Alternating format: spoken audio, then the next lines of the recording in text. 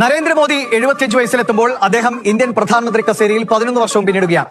ഈ കാലം അത്രയും അദ്ദേഹത്തിന് മുകളിൽ നിൽക്കാൻ സ്വന്തം പാളയത്തിലോ പ്രതിപക്ഷ നിരയിലോ ഒരു നേതാവ് ഉണ്ടായിട്ടില്ല എന്നതാണ് വാസ്തവം. പ്രധാനമന്ത്രി ആവാസ് യോജന ഏറ്റവും വലിയ തോതിൽ ഉത്തരേന്ത്യയിലെ ഗ്രാമീണ മേഖലകളിലടക്കം വലിയ സ്വാധീനം ചെലുത്തിയ പദ്ധതിയാണ്.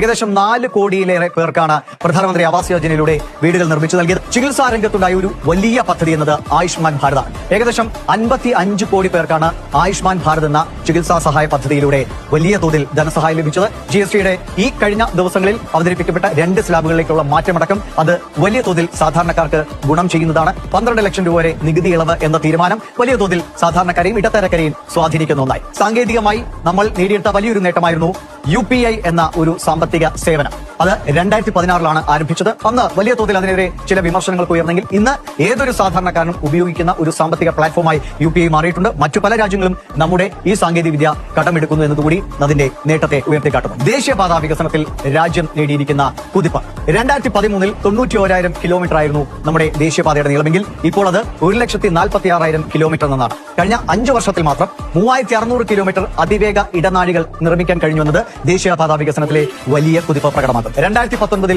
വന്ദേ ഭാരത് വന്നതോടുകൂടി ഇന്ത്യൻ റെയിൽവേയുടെ ഒരു ആധുനിക മുഖമാണ് നമ്മൾ കണ്ടത്. 2014 10ാം സ്ഥാനത്തുണ്ടായിരുന്ന ഇന്ത്യയുടെ സാമ്പത്തിക രംഗം ഇപ്പോൾ ലോകത്ത് 4ാം സ്ഥാനത്തേക്ക് കുതിച്ചുയർന്നു എന്നത് അതിന്റെ ഏറ്റവും പ്രകടമായ നേട്ടമാണ്.